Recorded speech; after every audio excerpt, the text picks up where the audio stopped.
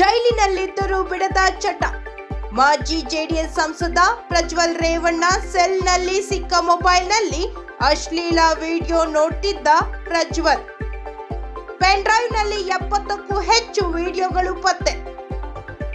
ಪರಪ್ಪನ ಅಗ್ರಹಾರ ಜೈಲಿನಲ್ಲಿ ಅಕ್ರಮ ಚಟುವಟಿಕೆ ಹಿನ್ನೆಲೆ ಸಿಸಿಬಿ ಪೊಲೀಸರ ತಂಡ ದಿಢೀರ್ ದಾಳಿ ನಡೆಸಿದ್ರು. ಈ ವೇಳೆ ಮಾಜಿ ಸಂಸದ ಪ್ರಜ್ವಲ್ ರೇವಣ್ಣ ಸೆಲ್ನಲ್ಲಿ ಮೊಬೈಲ್ ಪತ್ತೆಯಾಗಿದ್ದು, ಇದೀಗ ಆಘಾತಕಾರಿ ಮಾಹಿತಿಗಳು ಹೊರಬರುತ್ತಿವೆ. ಪ್ರಜ್ವಲ್ ರೇವಣ್ಣ ಸೆಲ್ನಲ್ಲಿ ಸಿಕ್ಕ ಮೊಬೈಲ್ನಲ್ಲಿ ಅಶ್ಲೀಲ ವಿಡಿಯೋಗಳು, ಪತ್ರಿಕೆಯಲ್ಲಿನ ಯುವತಿಯರ ಅಶ್ಲೀಲ ಫೋಟೋಗಳು, ಕಂಟೆಂಟ್ಗಳು ಪತ್ತೆಯಾಗಿವೆ. ಹೀಗಾಗಿ ಪ್ರಜ್ವಲ್ ರೇವಣ್ಣನನ್ನು ವಿಐಪಿ ಸೆಲ್ನಿಂದ ಜನರಲ್ ಸೆಲ್ಗೆ ಸ್ಥಳಾಂತರ ಮಾಡಲಾಗಿದೆ.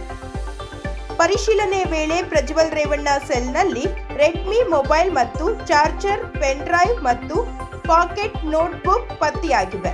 ವಿಚಾರಣೆಯ ಸಮಯದಲ್ಲಿ ನೋಟ್ಬುಕ್ ತನಗೆ ಸೇರಿದ್ದು ಎಂದು ಪ್ರಜ್ವಲ್ ಅಧಿಕಾರಿಗಳಿಗೆ ಹೇಳಿದ್ದಾನೆ. Pratap Rai mobile phone, charger ಮತ್ತು ಪೆನ್ ಡ್ರೈವ್ ತನ್ನದು ಎಂದು ಹೇಳಿಕೊಂಡಿದ್ದಾನೆ. ತನ್ನ ಸಂಬಂಧಿಕರು ಮತ್ತು ವಕೀಲರನ್ನು ಸಂಪರ್ಕಿಸಲು ಈ ಫೋನ್ ಬಳಸುತ್ತಿದ್ದೇನೆಂದು ಹೇಳಿದ್ದಾನೆ.